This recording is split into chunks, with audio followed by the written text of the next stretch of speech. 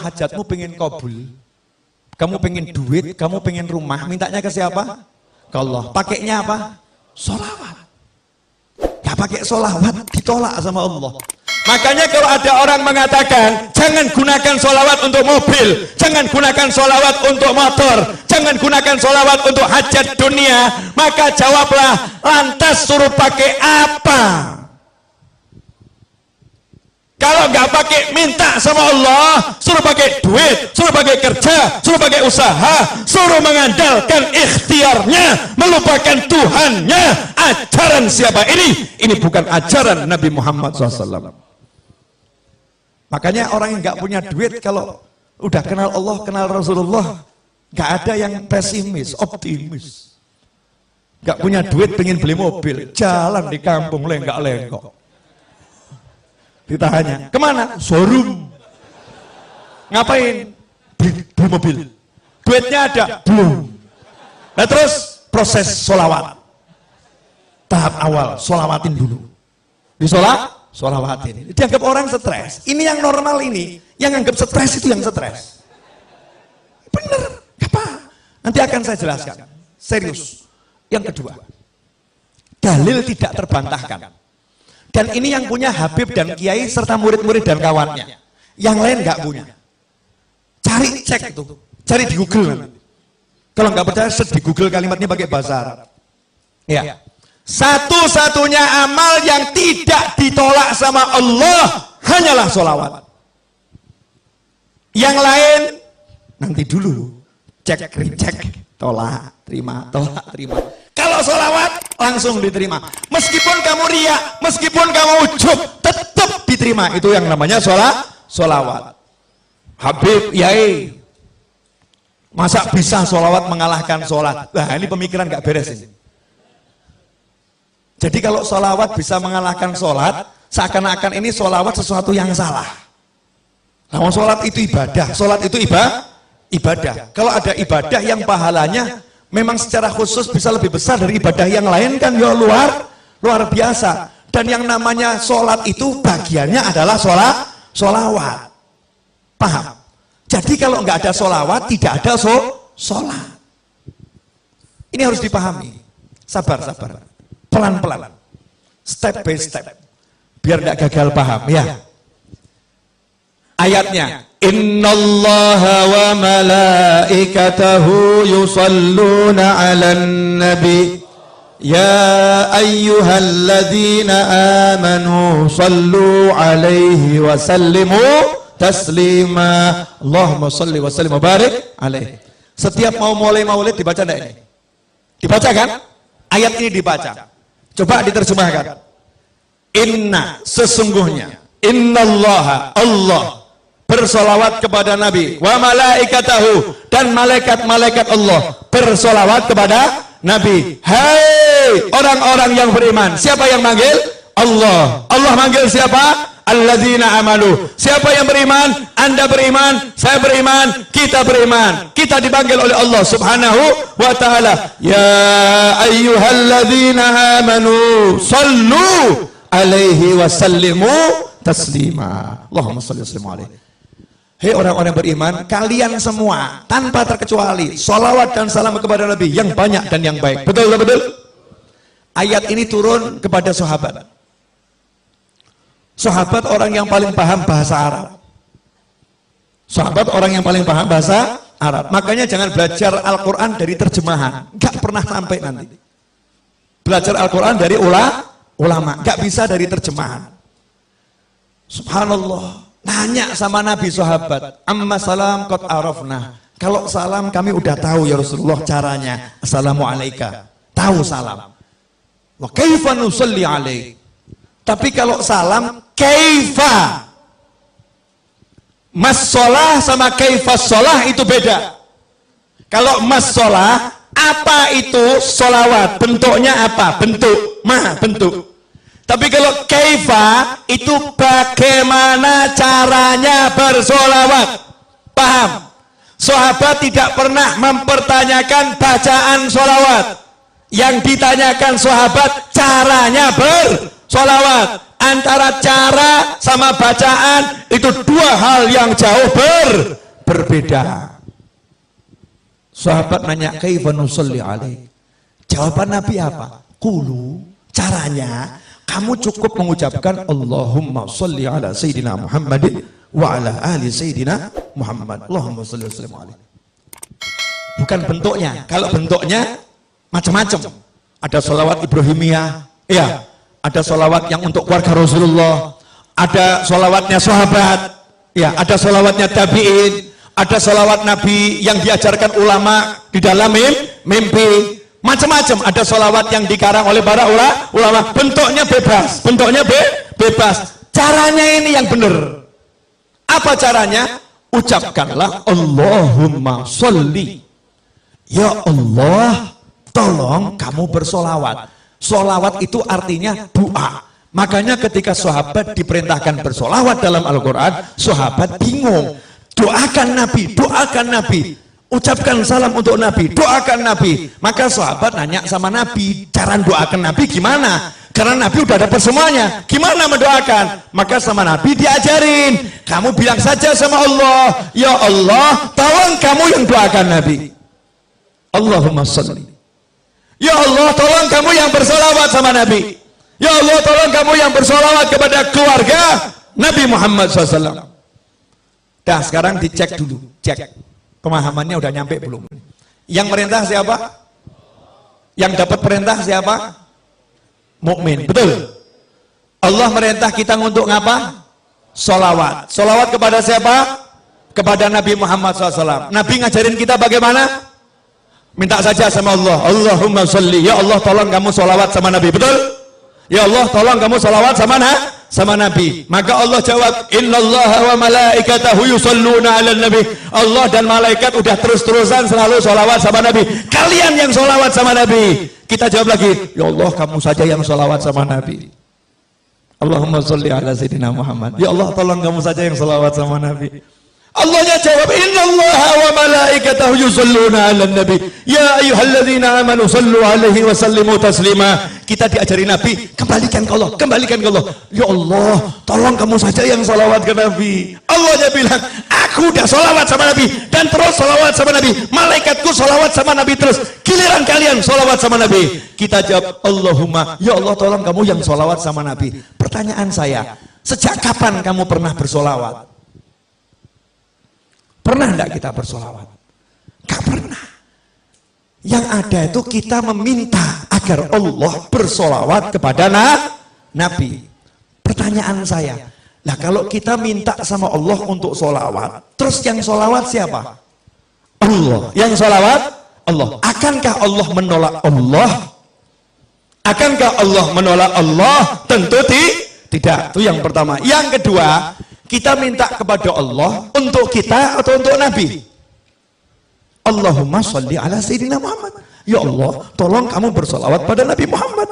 Berarti kita minta kepada Allah untuk siapa? Untuk Nabi. Lah kalau ada orang minta buat Nabi, kira-kira sama Allah diterima atau ditolak? Dan mintanya kepada Allah, ya Allah, tolong kamu, saya minta kepada kamu sesuatu untuk Nabiku, untuk kekasihmu. Tolong ya Allah. Kira-kira sama Allah dikasih atau nggak dikasih? Dikabulkan atau nggak dikabulkan? Kenapa? Untuk kekasih Allah semua diberikan oleh Allah. Makanya kamu riak, kamu ujub, kalau minta untuk Nabi Muhammad SAW pasti diterima oleh Allah Subhanahu Wa Taala. Jelas? Nah, bagian asiknya di sini. Akhirat, bab duit. Ini sebetulnya rahasia para wali. Nggak boleh di-share seharusnya. Cuman malam hari ini dan bulan ini bagusnya di-share. Karena di Indonesia lagi banyak orang pusing. Harus dikasih ilmunya biar nggak pusing semua. Biar pusingnya terarah. Pusingnya terarah. Begini loh. Masih ingat cerita Nabi Muhammad SAW ketika menceritakan dahulu di zaman Nabi-Nabi terdahulu ada 3 orang yang berteduh di dalam sebuah gua, kemudian ada batu yang jatuh dari atas menutup mulut gua. Ingat kisah itu? Kemudian mereka berusaha mendorong batu yang besar itu, mendorong batu yang besar, mendorong batu yang besar. Ternyata batunya tidak bergerak, betul? Jangan dilanjutkan dulu ceritanya. batu besar didorong, nggak bergerak. Seharusnya ini urusannya dorong atau traktor? Traktor, betul ya? Urusan batu ini kan urusan traktor, paham? Kamu mau beli mobil, duit nggak cukup, uang nggak cukup. Seharusnya urusannya apa nih? Ngutang ya? Minta tolong sama orang, ditambahin duitnya, betul? Tapi ngutang siapa yang mau ngasih? Nggak ada yang mau ngasih. Ini dorong nggak bisa, siapa yang mau nolong? Yang terkunci di dalam, nggak bisa. Maka minta tolong kepada Allah Subhanahu wa ta'ala. Nabi mengajarkan mereka 3 orang yang minta tolong ini masing-masing berkata, ya Allah, saya pernah punya amal yang begini. Kalau amal itu kamu terima, ya Allah, tolong geser batu ini, betul? Maka bergeser batu sedikit. Yang kedua ngomong yang sama, bergeser batu sedikit. Yang ketiga ngomong yang sama, bergeser batu sedikit. Akhirnya cukup untuk lewat 1 orang, 1 demi 1 keluar. Artinya batu yang menutup tergeser, hajat terkabul. Karena ketiga-tiganya bertawassul dengan amal yang diterima oleh Allah Subhanahu wa ta'ala. Itu untuk nabi-nabi terdahulu. Untuk kamu, Rasulmu udah ajarin. Jangan yang nabi terdahulu, Nabi Muhammad SAW. Ada satu amalan yang tidak mungkin ditolak. Apa namanya tadi? Sholawat. Makanya pinternya Habib sama Kiai. Sengaja saya terus sebut Habib sama Kiai, Habib sama Kiai, biar Indonesia paham ilmunya Habib dan ilmunya Kiai, ilmunya Habib dan ilmunya guru. Mereka orang-orang yang luar biasa. Meskipun penampilannya biasa-biasa saja, meskipun penampilannya mungkin baju takwa nggak jelas, mungkin sandal aja warnanya beda. Ya, sandal warnanya beda, nyantai. Mungkin kalau dilihat orang ini orang nggak jelas, tapi ilmunya luar biasa. Rumahnya mungkin reot, reot. Coba perhatikan. Habib sama Kiai dari zaman dahulu kala ngajarin, kamu kalau punya hajat baca nariyah 4.444 kali. Selesai nariyah bilang, ya Allah berkat sholawat nariyah kabulkan hajat saya, betul? Kamu kalau punya hajat baca maulid simtuduror, barzanji, burda, dibak dan sejenisnya. Selesai maulid bilang berkat maulid ini ya Allah kabulkan hajat saya, betul? Kamu kalau punya hajat diajari Habib Kiai baca munjiah 1000 kali, sholawat A sekian kali, sholawat B sekian kali. Selesai bilang semua Allah, ya Allah berkat sholawat yang aku baca tadi kabulkan hajat saya, betul? Pertanyaan saya, ajaran Habib sama Kiai ini berasal dari mana? Dari ajaran langsung Nabi Muhammad Sallallahu Alaihi Wasallam. Amal yang tidak ditolak. Dan buat kita amal yang tidak ditolak adalah sholawat. Makanya kalau kamu pengen beli mobil, baca nariyah 4.444 kali. Tapi jangan diwakilkan. Kalau kamu wakilkan, yang qabul yang mewakili.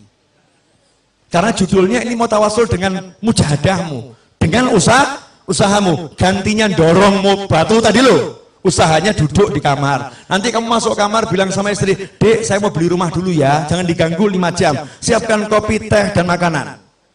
Kunci kamarnya jangan diganggu, kholwat 5 jam, nariyah, munjiah. Anaknya ditanya sama ibunya, nanya sama ibu, ayah mana? Beli mobil, di mana? Di kamar. Masya Allah. Keluar dari kamar ya, ayahnya ada tamu, terus anaknya cerita, ayah tadi beli mobil, oh iya benar, di mana? Di kamar. Masya Allah. Tamunya nanya, iya betul, iya. Gimana caranya? Nariyah 4.444 kali. Hasilnya sebentar lagi saya harus keluar dulu. Hasilnya sebentar lagi saya harus keluar dulu. Baru dia keluar, jalan ke pasar, jalan cari obyekan, jalan dia bergerak. Nanti itu sholawatnya akan bekerja. Sholawatnya akan bekerja. Loh, kalau Nabi yang terdahulu saja umatnya di dalam gua nggak ngapa-ngapain, diem saja, gerak sendiri. Lah kamu udah pakai sholawat, masih pakai kerja, nggak kabul ya nggak mungkin. Mana imanmu? Mana yakinmu? Mana percayamu? Jangan percaya dengan fata morgana. Pekerjaan itu fata morgana, perencanaan itu fata morgana, ajaran nabimu itu nyata, saudara-saudara. Allahumma shalli alaihi. Jelas. Masing-masing buat rencana kelihatannya. Mulai pulang mau sholawat. Mau sholawat. Mujahadah, baca sholawat. Ini kalau semua ngamalin sampai nanti sudah terwujud, komisi nggak nyampe Solo, awas. Oh, namanya guru tuh harus dapat komisi, yang ngajarin kan ya. Perdagangan kan begitu kan ya.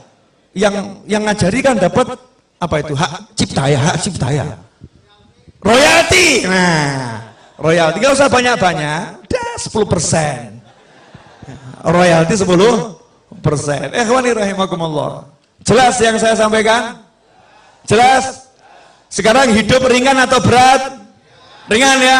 Gak usah repot, kita punya Nabi Muhammad sallallahu alaihi wasallam. Ada yang masih ngeyel, mungkin nonton orangnya. Sebentar.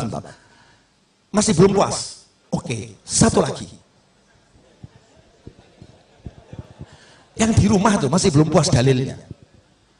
Wa may yattaqillaha yaj'al lahu makhrajan wa yarzuqhu min haitsu la yahtasib. Siapa takwa kepada Allah, Allah akan selalu memberikan solusi untuk masalahnya, apapun itu masalahnya. Wa yarzuqhu min haitsu la yahtasib, dan Allah akan selalu memberinya surprise rezekinya surprise, rezekinya kejutan, tidak bisa dipikir dari mana datangnya, tahu-tahu muncul. Itu namanya min haitsu la yahtasib, bahasa kerennya surprise. Itu kerennya, rezekinya surprise. Ayatnya itu, lihat asbabun nuzulnya. Asbabun nuzulnya tentang suami istri yang anaknya tertawan oleh musuh. Terus suami istri ini menghadap Nabi Muhammad SAW. Terus ngomong sama Nabi, anak saya ditawan musuh. Apakah Nabi kirim pasukan untuk membebaskannya? Apakah Nabi mengatakan, satu sahabatku nyawanya seperti nyawa seluruh umatku, maka akan kukerahkan seluruh pasukan untuk bebaskan anakmu? Apakah seperti itu? Enggak. Nabi mengajari, pulanglah kamu ke rumah, ajak istrimu, bacalah haula wala quwata illa billah. Maka sang suami pulang ke rumah. Sampai di rumah istrinya dikasih tahu. Apa jawaban istri yang solihah? Masya Allah, petunjuk yang luar biasa. Ini anaknya ditawan. Nabi nggak kirim pasukan. Nabi nggak kirim pasukan khusus. Nabi tidak buat perencanaan untuk pembebasan secara zahir. Tapi Nabi ngajari, ucap la haula wala quwata illa billah. Istri ini mengatakan, ini cara yang paling hebat. Ini petunjuk yang luar biasa. Sekarang suami pergi ke tempat kiai, pergi ke tempat habib, penuh dengan yang namanya masalah, kemudian diajarin Kiai Habib, baca Simtudurur di rumahmu setiap malam Jumat, akan selesai masalahmu. Pulang ke rumah, ngomong sama istri, istrinya menjawab, maulid lagi, urusannya duit kok suruh baca maulid, urusannya utang nggak selesai kok suruh baca maulid. Na'udzubillah, amin. Mana perencanaanmu, mana strategimu? Rasulullah enggak membuat strategi, sahabatnya tidak suruh buat strategi, suruh duduk zikir kepada ilahi Rabbi. Hasilnya subuh, ketok pintu rumah, anaknya datang, assalamualaikum, rangkulan nangis. Anaknya datang bawa kambing sejumlah lembah itu ya, lembah. Di riwayat yang lain kuda sebanyak itu, masya Allah. Maka sang ayah ini langsung ngadep ke Rasulullah SAW. Ya Rasulullah, anak saya udah pulang, selamat, bahkan bawa rampasan perang. Ternyata anaknya ketika ditawan, yang nawan dibuat tidur sama Allah. Kemudian anaknya bisa melepaskan ikatannya. Anaknya kemudian melarikan diri. Dan ternyata kambingnya saat itu, dan atau kudanya saat itu, semua ikut sama anak tersebut ke Madinah Nabi Muhammad SAW. Sehingga sampai depan pintu, orang tuanya bahagia, anaknya bahagia, kambingnya juga bahagia. Kambingnya hijrah dari tangan orang kafir ke tangan muslimin. Apa kata Nabi? Muncullah itu turun ayat, wa may yattaqillaha yaj'al lahu makhrajan wa yarzuqhu min haitsu la yahtasib. Makanya kalau kamu pengen solusi, kamu pengen rezeki, jalannya takwa. Dan salah satu jalan takwa yang terbaik adalah sholawat pada Nabi Muhammad sallallahu alaihi wasallam. Makanya kalau ada orang mengatakan jangan jadikan sholawat